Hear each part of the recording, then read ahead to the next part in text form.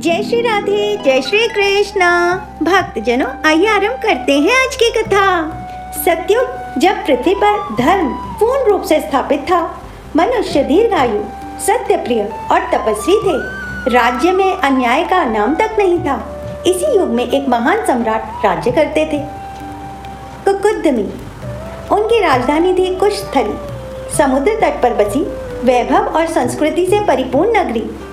वहाँ के महल रत्नों से जड़े थे, सड़कों पर स्वर्ण की चमक थी और प्रजा सुखी व संतुष्ट थी। राजा कुकुद्दमी विद्वान थे, परंतु उनके हृदय में एक चिंता थी, उनकी एकमात्र पुत्री रेवती। रेवती केवल राजकुमारी नहीं थी, वे मानो स्वयं लक्ष्मी का अंश थी। उनकी ऊंचाई और व्यक्तित्व सत्ययुग की भव्यता को दर्शाता था। उनकी ऊंचाई और व्यक्तित्व सतयुग की भव्यता को दर्शाता था। वे वेदों का ज्ञान रखती थी, वीणा बजाती थी और धर्म के गूढ़ प्रश्नों पर ऋषियों से चर्चा करती थी। जब वे महल के झरोखों में खड़ी होती तो लगता मानो चंद्रमा धरती पर उतर आया हो। राजा अनेक राजाओं को बुलाते, पर कोई भी उन्हें योग्य नहीं लगता। राजा सोचते, मेरी पुत्री का जीवन साथी ऐसा होना चाहिए जो केवल बलवान ही नहीं, बल्कि धर्म और आत्मज्ञान में भी श्रेष्ठ हो। अंततः राजा ने एक अद्भुत निर्णय लिया। उन्होंने निश्चय किया कि वे स्वयं सृष्टिकर्ता ब्रह्मा से पूछेंगे। योग बल से वे और रेवती ब्रह्मलोक पहुंचे। वहां का दृश्य अलौकिक था। गंधर्व मधुर संगीत गा रहे थे, देवगण स्तुति कर रहे थे, चारों ओर दिव्य प्रकाश था। राजा और रेवती ने विनम्रता से प्रतीक्षा की। संगीत समाप्त होने पर राजा ने प्रणाम करके कहा, हे प्रभु, मेरी पुत्री के योग्य वर कौन है? ब्रह्मा जी मुस्कुराए। उन्होंने कहा, राजन, जब तक तुम यहाँ बैठे संगीत सुन रहे थे, पृथ्वी पर अनेक युग बीत गए। सतयुग समाप्त हो चुका है, अब द्वापर युग चल रहा है। राजा का हृदय धड़क उठा। क्या मेरा राज्य, मेरी प्रजा?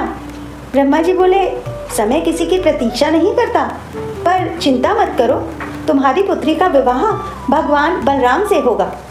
उन्होंने बताया कि बलराम स्वयं भगवान विष्णु के अंश अवतार हैं और शेषनाग का अवतार हैं। जब राजा और रेवती वापस पृथ्वी पर लौटे तो उन्होंने पाया कुशस्थली अब नहीं रही। समय की लहरें सब कुछ बहा ले गई थी। अब वहाँ एक नई नगरी थी, द्वारका। महल अलग थे, लोग छोटे कद के थे, भाषा और वेशभूषा भी बदली हुई थी। राजा को लगा जैसे वे किसी और संसार में आ गए हों। द्वारका में भगवान बलराम निवास करते थे। श्वेत वर्ण, विशाल भुजाएं, हाथ में हल और मूसल। उनकी आंखों में करुणा और शक्ति दोनों झलकती थी। वे भगवान श्री कृष्ण के बड़े भ्राता थे और धर्म की रक्षा के लिए सदैव तत्पर रहते थे। राजा कुकुद्दमी ने उनके समक्ष ब्रह्मा जी का संदेश रखा। बलराम जी ने शांत स्वर में कहा, यह सब ईश्वर की योजना है। सतयुग के मनुष्य अत्यंत विशालकाय होते थे। रेवती की ऊंचाई द्वापर युग के लोगों से कई गुना अधिक थी। सभा में सभी लोग आश्चर्यचकित थे। तब बलराम जी ने मुस्कुराकर अपने हल को भूमि पर टिकाया और अपनी दिव्य शक्ति से रेवती के शरीर को द्वापर युग के अनुरूप कर दिया। यह परिवर्तन केवल शारीरिक नहीं था, यह संदेश था कि जीवन में समय के साथ सामंजस्य आवश्यक है। द्वारका में भव्य उत्सव हुआ। समुद्र की लहरें ताल दे रही थी, देवताओं ने पुष्प वर्षा की, ऋषियों ने वेद मंत्रों का उच्चारण किया, रेवती ने वरमाला पहनाई, बलराम जी ने उन्हें पत्नी रूप में स्वीकार किया। पूरा वातावरण मंगलमय हो उठा। रेवती ने द्वारका में धर्म, करुणा और मर्यादा का विस्तार किया। वे सदैव बलराम जी के साथ रही, सुख में, दुख में, युद्ध में और शांति में भी। उनका जीवन एक आदर्श दाम्पत्य का प्रतीक बन गया। कथा का गहरा संदेश यह है कि समय सबसे बलवान है। ईश्वर की योजना मनुष्य की समझ से परे है। परिवर्तन स्वीकार करना ही बुद्धिमानी है। सच्चा विवाह केवल शरीर का नहीं, आत्मा का मिलन है। इस प्रकार सतयुग की दिव्य कन्या रेवती का विवाह द्वापर युग में भगवान बलराम से हुआ। यह कथा हमें सिखाती है कि जब विश्वास अटल हो तो समय भी मार्ग बना देता है।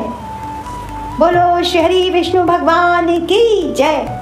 आज की कथा बस यहीं तक। जल्द मिलते हैं एक नई कथा के साथ। राधे राधे।